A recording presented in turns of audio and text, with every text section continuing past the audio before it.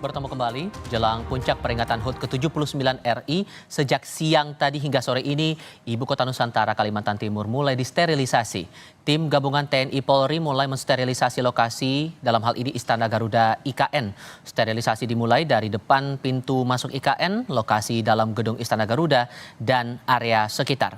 Sterilisasi dilakukan agar perayaan HUT RI berjalan aman dan lancar.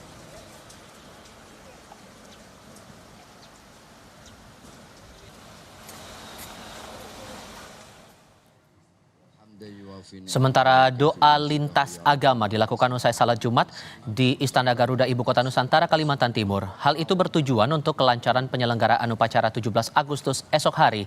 Dalam acara itu dilakukan potong tumpeng bersama TNI Polri, sejumlah tokoh agama dan perwakilan pekerja konstruksi.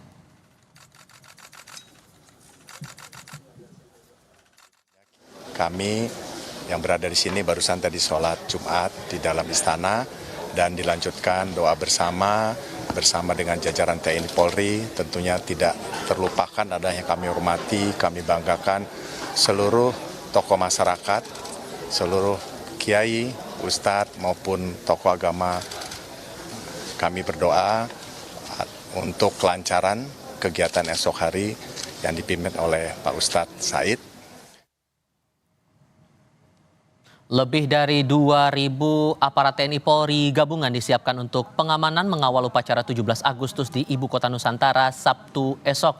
Pengamanan dan gladi bersih sudah berlangsung sejak Kamis kemarin. Diperkirakan Presiden Joko Widodo, Presiden terpilih Prabowo Subianto, dan sejumlah pejabat negara menteri tiba di Bandara Sepinggan, Balikpapan pukul 6 sore nanti waktu setempat. Adalah presiden dan presiden terpilih beserta ibu negara. Kemudian yang VIP, kepala lembaga negara. Kemudian beberapa ketua komisi. Diharapkan pukul 15.07 Bapak Presiden sudah di di Bandara Halim, kemudian berangkat kemari. Mungkin sebelum maghrib sudah mendarat.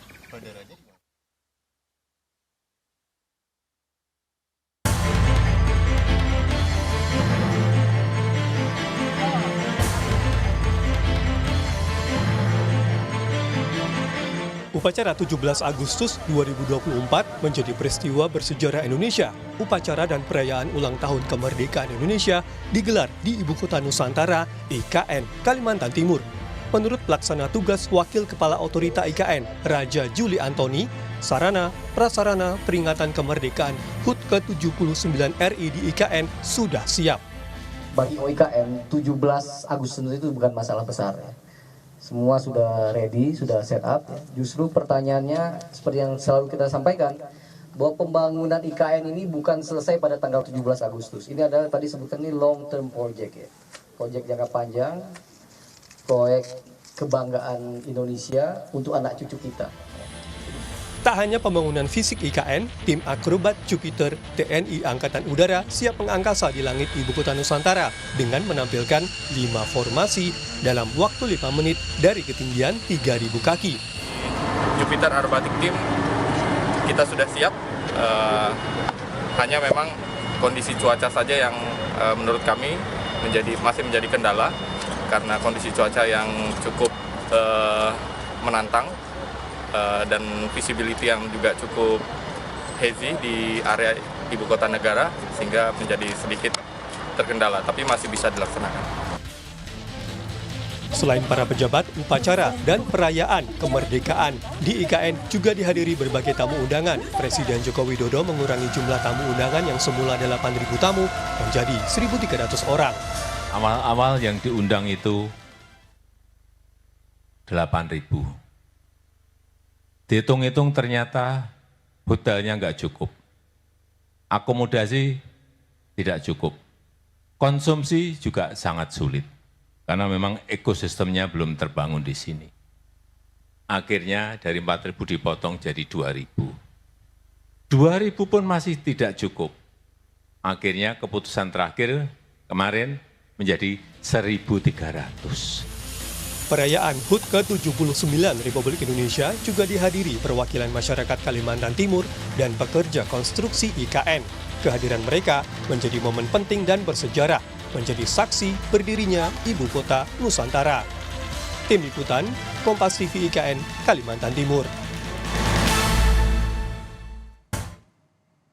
Kita tinjau persiapan jelang HUT ke-79 RI di Ibu Kota Nusantara, Kalimantan Timur bersama jurnalis Kompas TV Masni Rahmawati. Untuk esok hari ada agenda spesial apa yang bakal disiapkan untuk menyambut HUT RI, Masni?